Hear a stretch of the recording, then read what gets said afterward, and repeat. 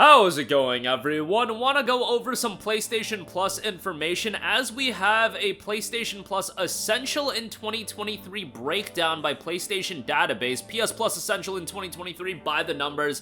Find it fascinating. They went and broke down everything Plus Essential related. That's the base Plus tier that a lot of you guys need just on the basis of playing online multiplayer, and you obviously do get the monthly titles.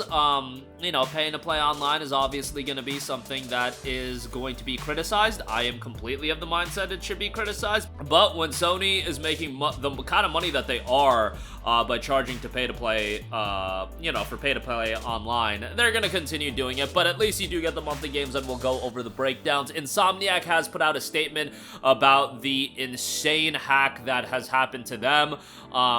We'll talk that briefly, and an update on Marvel's Wolverine. Don't be downloading that playable build, so we'll talk that at the end. Now, before we get into this video, I just want to ask you guys, please like this video and do leave a comment with your thoughts. It really does help out the channel a lot, and it is much appreciated. But first of all, PlayStation Database, PS Plus Essential in 2023 by the numbers. Total monthly games, 37 games were given out in 2023. PlayStation 5 games included 27 titles. PlayStation 4 games included 10 titles, and 4 of those titles are currently in the extra library. So they double dipped 4 titles that were in Plus Essential and Plus Extra. Really like that they had that number there because that's very whack when that happens. Do not be double dipping, or they're gonna be double dipping, but just know that when that double dipping happens, that is them lessening the value of the offering on Plus Extra, I would say. Yeah, it lessens the value. Well, you could say it just lessens the value in general, whether it's Plus Essential or Extra, you can debate. Average Metacritic score, a 69. That seems pretty low for an average Metacritic score. Like, yo, if you're under a 70 on Metacritic, that is pretty, like, these days, that's looked at as a pretty negative score, even though in the grand scheme of things, like, something above a 70 should be seen as pretty good, but really, in the gaming world, it's like, you gotta be above an 85 for Metacritic for people to consider that just good, and really, people consider the 90-plus games as the truly great games. 85 is, like, the baseline to be good, which is just wild to think about, because 85 is like an excellent score in my eyes, but nonetheless, what can you do? I wonder what is really weighing down the average. There's got to be like a couple of titles that's just really weighing down the average there, but nonetheless, average age of games when added 21 months, so that would be 21 months post-release. That's the average. There were titles like Lego 2K Drive that were literally added, what, 8 months after release, 7 months after release. Then you had titles like Callisto Protocol get added. That was, what, 9 months, 10 months after release. So there are certainly titles that had a quick turnaround. Average cost of PS5 game, $42.49. Total cost of PS5 games, $934. Take that with, you know, take that for what it is in the terms of $934. Obviously, you can buy a lot of those games on sale and whatnot. And they actually have a Metacritic breakdown, top to bottom on the top-rated games all the way to the bottom. So Dreams is at the highest at 89, Death's Door 85, Chivalry 2 85, Ali Ali World 84, Endling Extinction is Forever 82, Tales of Iron 81, Star Wars Jedi Fallen Order a 79. What? Jedi Fallen Order has a 79 on Metacritic? Look, I hate the map as much as the next guy, but why the hell does Jedi Fallen Order have a 79? Is that accurate? Let me go on Metacritic right now. I'm sorry, I gotta look this up. Jedi Fallen Order is 79? That's insane. Jedi Fallen Order is a 79. I kind of find that crazy. Am I crazy, guys? Let me know in the comment section down below. I find that shocking. I feel like Jedi Fallen Order should be at least at the 85 to 87 range. I did not know it was as low as a 79, but hey, I guess it is what it is. Sackboy: A Big Adventure, 79. Alan Wake Remastered to 79. NBA 2K23, a 78.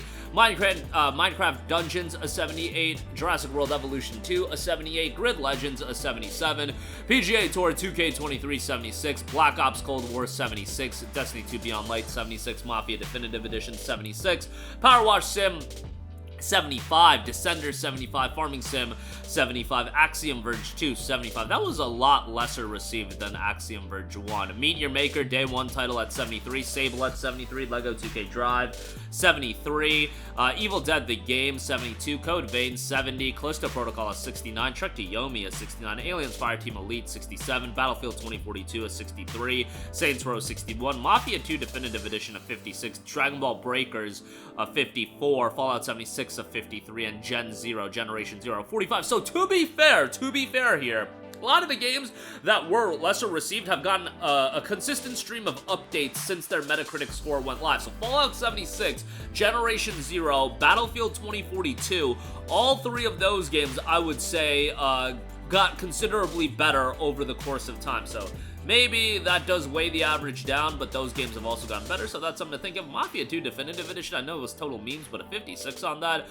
is kind of wild, but you know, I understand that that was a very mid Definitive Edition, to say the least. Weird West Definitive Edition doesn't have a score, nor does Black Desert. I guess Weird West doesn't, because that's the PS5 version of the game, but the PS4 version certainly has a score. But nonetheless, that's the breakdown by PS Plus Essential. PS Plus Essential obviously did go up in its yearly price, a 33% price hike, taking it up to, I believe, what, for the year subscription, it is $80 a year, which is just absolutely egregious, but Sony gonna Sony. You know, they are absolutely in the driver's seat right now when it comes to the console market, and it really does seem like, you know, they're gonna push and see how much they can get away with in terms of monetizing their assets and their games. And I get it, it's a business, and we'll see where they go. And for every, you know, Plus Essential has gone up in price. And then I wonder, like, God of War Ragnarok Valhalla came out, and that was like a free piece of DLC, and everybody that I've talked to is like, yo, this could have easily been $10 to $20. And as Sony's been hacked in, I'm like kind of surprised that wasn't priced at 10 to 20 bucks, but you know, with Plus, we'll see where they go. And hopefully for the lengthy future going forward, PS Plus Essential and all the tiers don't see another price hike. We did go over that PS Plus leak on what they're looking to do in the future. And if they generally do add the value proposition to the Plus price, I would imagine that at some point the Plus price is going to go up again, just because they increased the price point of PS Plus without increasing the value proposition. Dare I add, they lessened the value proposition with the monthly catalog updates, and the price has gone up significantly, so just something to think about there as far as that's concerned. Okay, moving on from that, Insomniac obviously had their major leak, and they did put out a statement regarding everything. Thank you for the outpouring of compassion and unwavering support. It's deeply appreciated. We're both saddened and angered about the recent criminal cyber attack on our studio and the emotional toll it's taken on our dev team. We have focused inwardly for the last several days to support each other. We are aware that the stolen data includes personal information belonging to our employees, former employees, and independent contractors. It also includes early development details about Marvel's Wolverine for PS5. We continue working quickly to determine what data was impacted. This experience has been extremely distressing for us. We want everyone to enjoy games as we develop as intended and as our players deserve. However, like Logan, Insomniac is resilient. Marvel's Wolverine continues as planned. The game is in early production and will no longer greatly evolve throughout development, as do all of our plans. While we appreciate everyone's enthusiasm, we will share official information about Marvel's Wolverine when the time is right. On behalf of everyone at Insomniac, thank you for your ongoing support during this challenging time. So a statement from Insomniac, and as I mentioned with the leak over and over again, the leaking of the personal information is absolutely a travesty. And the leak of the Wolverine build, I get it, it's like not the greatest thing in the world to happen, but like just that happened. I wouldn't even say like the early build of Wolverine getting leaked is the end of the world. I can understand, I know, I'm just Joe Schmo on YouTube saying it's not the end of the world. I'm sure from a developer standpoint that's been pouring hours and hours, people being able to play an unfinished version of your game that you're hard at work at, and you know it's unfinished and you're working very diligently and a lot of hours getting it to a finished state. Yes, I get it. From their standpoint, it seems like a train wreck. However, I would offer the sentiment, at the end of the day, when you take away the personal information getting leaked, all of the information leaked, all the playable build getting leaked, yeah, Insomniac wants to do things at their own pace. None of these games are going to ultimately be impacted by the leak in terms of their commercial reception. Nobody's going to look at that Wolverine gameplay that's 3 years prior to the release of the game, and who knows when that build actually was from. 3 years prior to the release of the game and is gonna be like, oh, this doesn't look all too good. And I would say something that's got 3 years of dev time, man, Wolverine looking pretty spicy. Also, on top of that, yeah, the release schedule getting leaked.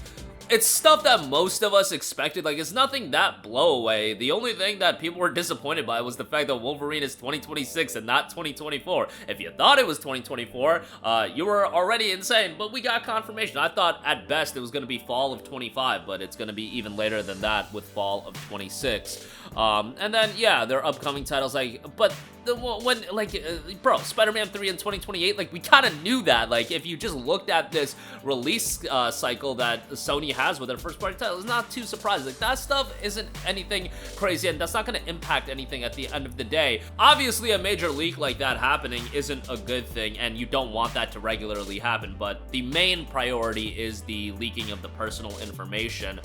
That is the most unfortunate part. And the kind of stuff that was leaked was just super unfortunate, so that's obviously at the heart of the matter. It was also actually sent out that internet service providers are sending out DMCA notices to people who downloaded the leaked Marvel's Wolverine play build, so don't be downloading that. And anyway, it would be playable on like dev kits, and I'm sure they'll figure out a way to get it played on jailbroken systems, but just wait till 2026, guys. You guys don't need this that badly. But that'll do it for me. Again, PS Plus Essential Breakdown in 2023. By the numbers, feel like it's kind of interesting. I feel like PS Plus had a kind of mediocre year. Like, there were a lot of pretty mediocre months as a part of PlayStation Plus this year. I remember just like back-to-back months of just people being really upset with the Plus offerings, especially, again, when you correlate it with the price increase. Not good times, but, you know, hopefully 2024 is better, especially when you look at what they're looking to do with the future of Plus. A lot of emphasis is going to be put on that. Insomniac puts out a statement in regards to the leak, and there are DMCA notices being sent out to people who download the Marvel's Wolverine build, so don't be doing that. But that'll do it for me. Let me know all of your thoughts in the comment section down below. Sound off there. Thank you for watching, and goodbye. Hey guys, we hope you enjoyed the video, and if you did, make sure to hit the subscribe button, and if you're already subscribed, do us a favor and hit the bell icon. This way you'll be notified whenever we post a new video. That's the best way to keep up with all of our uploads, and we usually try to upload 2 videos a day. And with the bell icon hit, you'll be notified whenever we do upload a video. As always, thanks for watching.